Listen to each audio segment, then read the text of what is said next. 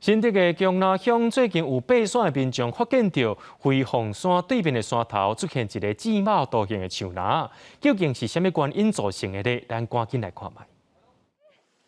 来爬山的民众摕手机直对对面翕相，到底大概是发现什么物件，感觉真係好奇。今天突然爬这座山，然后意外的发现这个箭头，然后觉得很特别，相信应该之后可以变成一个打卡的景点。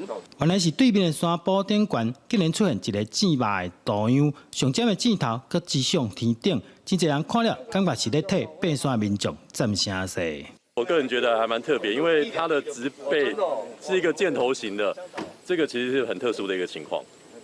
那我觉得对我们来讲，其实它可能是代表一个好的兆头了。在地人有人认为是天然形成的，有人讲可能是地质整地无意外造成的关阶差。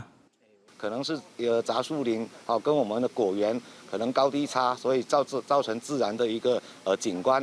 这个的单程的部分大概要40分钟左右，所以来回大概要80分钟。无论是天然还是某一种造成，真侪民众讲，这是咧鼓励大家爱继续打拼。